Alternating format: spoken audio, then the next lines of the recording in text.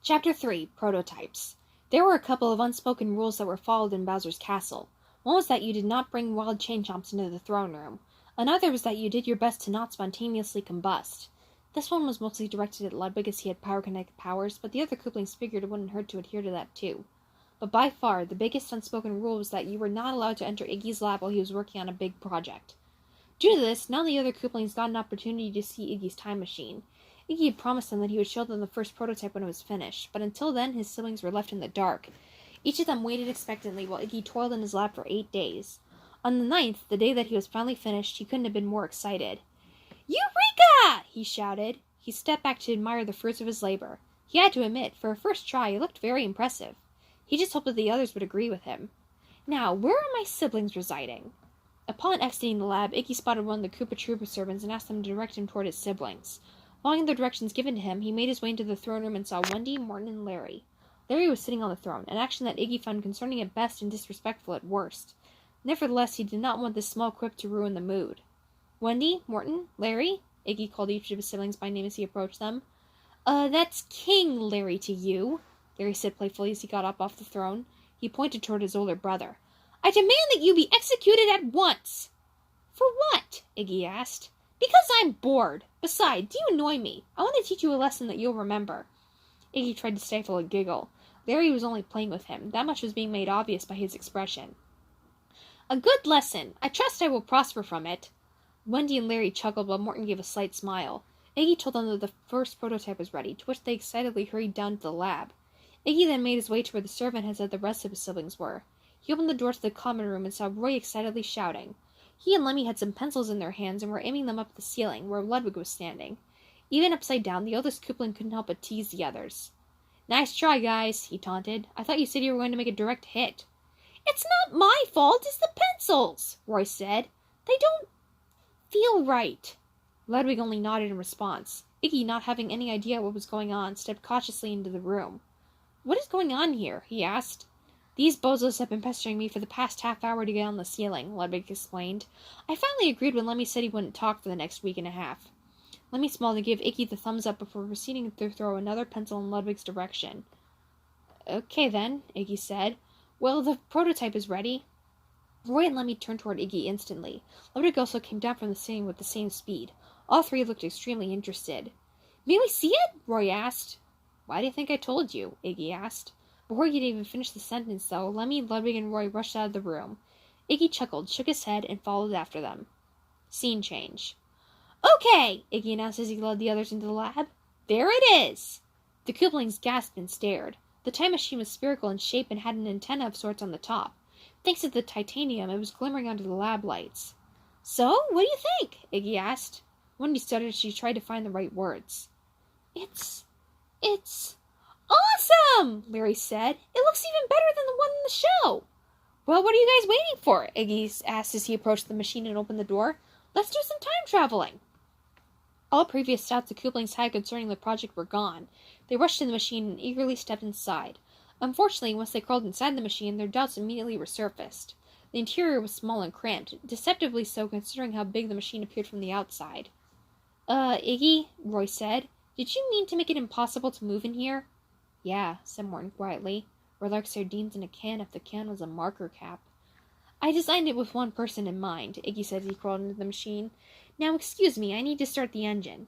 As Iggy tried to make his way through his siblings, the Koopling's feeling of claustrophobia increased. As she was pressed against the left wall, Wendy shrieked, "Who's touching me?"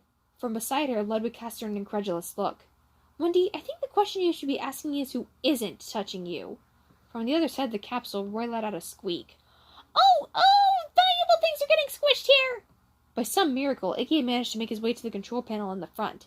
He examined the numerous amount of buttons on the dashboard. "Okay," he said. "Now, which one do I want?" Iggy pressed a baby yellow button, and a quacking sound could be heard. Lemmy giggled as Iggy searched for another button. "No, that's not it." He pressed a green button, and a scene was projected onto the monitor. "Oh, Derek!" Bunny exclaimed. "I have always loved you!" "And I've always loved you," Derek responded, "especially after your third plastic surgery." Iggy's embarrassment snagged him mercilessly as the scene played out. The others chuckled. "Dude," Roy said, Iggy slammed his fist down on the button and turned off the monitor. I think Junior left that on, he said. He sighed in frustration as he directed his attention back to the dashboard. Son of a chump! Which button is it? Iggy pressed a red button, and an electronic, female-sounding voice could be heard. Initiating self-destruct sequence. What? The Koopalings shouted.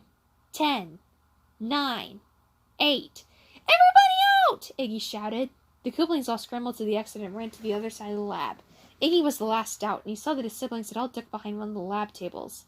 Iggy hurried to join them and successfully got there just as soon as the timer hit 1. The machine exploded with an enormous boom, spewing dust and smoke everywhere. The Koopalings coughed to get rid of the dust and stood up to get a glance at what remained of the first prototype. Morton said. Probably not best to put that in the final design. Iggy started to hyperventilate, a typical practice of his that usually preceded a freak-out. Larry went up and put his hand on his shoulder. You okay, Iggy? Iggy stopped and inhaled deeply. He then turned to Larry and put on a smile that looked surprisingly genuine. Of course I am, he said. After all, they're called prototypes for a reason. Really? Asked Wendy.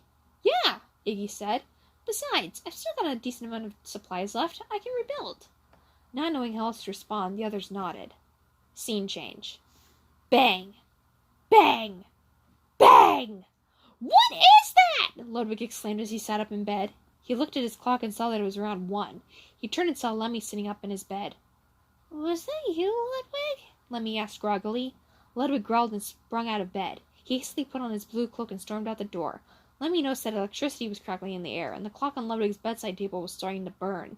Wait for me! Lemmy called out. He dunked the clock in a bowl of water beside his bed to put out the flame and followed his older brother into the hallway. He saw that the other Koopalings were already there. What in the good egg galaxy is that? Ludwig screamed. Wasn't me, Morton said with a shrug. I don't know, Wendy said. She looked around the group. And where's Iggy? Suddenly, the source of the noise became all the more clear to the Koopalings. Ludwig growled as blue flames climbed their way up his arms. Oh, he's gonna get it. Ludwig rose into the air and flew toward the lab. The Koopalings kept running to keep up with him. When they arrived, Ludwig started pounding on the door furiously. Open up! Open up! Open up! Open up! Open up!